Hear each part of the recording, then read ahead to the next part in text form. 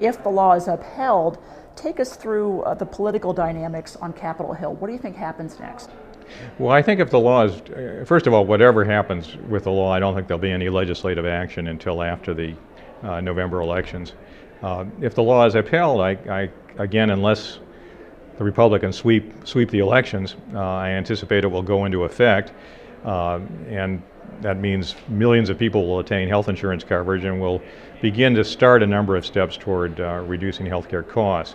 I do think that regardless of what the Supreme Court does on the health law, and regardless of the outcome of the elections, there is going to continue to be further pressure for cost reduction beyond what was done in the Affordable Care Act, simply because of the tremendous pressure to reduce the deficit and reduce federal spending.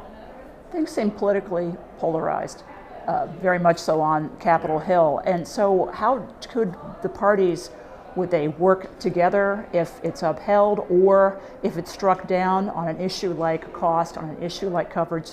People seem so far apart.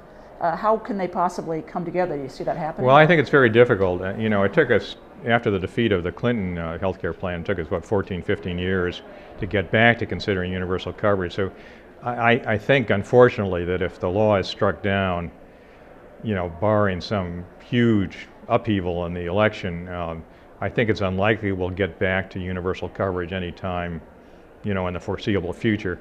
I do think that many of the cost control measures, which were in some general sense supported by, have been historically supported by health policy experts and members of both parties, are likely to be revived, and given the pressure for deficit reduction, will probably actually go further.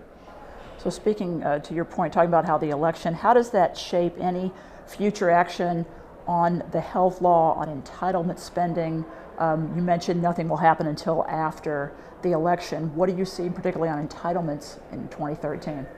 Well, I think we're going to, some people have decided the mothers of all reconciliation bills, because you have the debt limit converging, you have tremendous pressure for political pressure for deficit reduction, you have the likelihood of having to consider a whole tax reform, and what we're going to do about the Bush tax cuts, which I don't see as being extended certainly permanently before the election. So I think it's going to be a very active legislative session no matter who wins, and hopefully the parties will find some way to come together on many of these very, very difficult issues. But it's very tough in this polarized environment.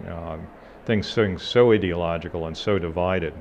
Now, we did have something similar before the '96 presidential election, and then in '97, after the election was over, the parties did come together to pass the Balanced Budget Act, which did a number of constructive things, including passing the Child Health Insurance Program, which Senator Kennedy was so deeply involved with. So I wouldn't say there's no hope, but it is going to be very difficult, I think.